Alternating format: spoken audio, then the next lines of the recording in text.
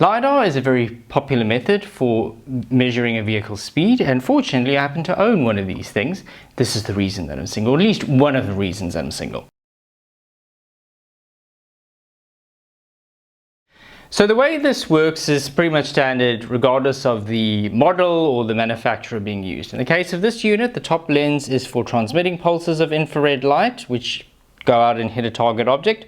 The bottom lens is for receiving those pulses of infrared light back from the object that you're targeting. At the top here we have a heads-up display or scope, which is where the operator will see where they're targeting. There's usually like some aiming dot in the center where they can see where they're taking the measurement.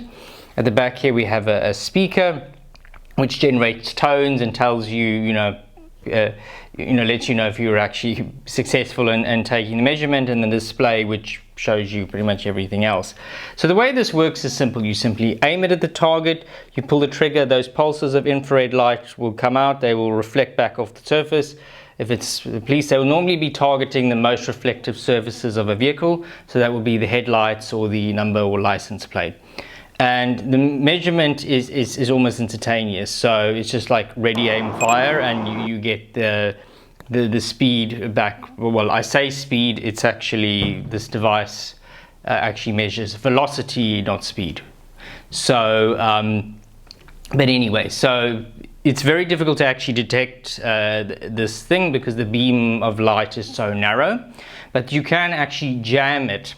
So vehicles that have these things that they look like little blocks, you'll see them like near car license plates and stuff. Basically what it does, it will pick up the incoming the pulses of light being sent from this device and basically decode it, and then send its own signal back to basically overwhelm or confuse the LiDAR gun. And so basically what happens when this is happening is it just basically creates errors, and so there's no speed taken. So the problem with that is that it works too well, and if you're doing it for too long, the police will actually, or the operator will pick it up, and they can see, that there must be something wrong if they can't pick up your speed. So normally people have to turn it off quite quickly because it will actually normally alert you if it's picking up a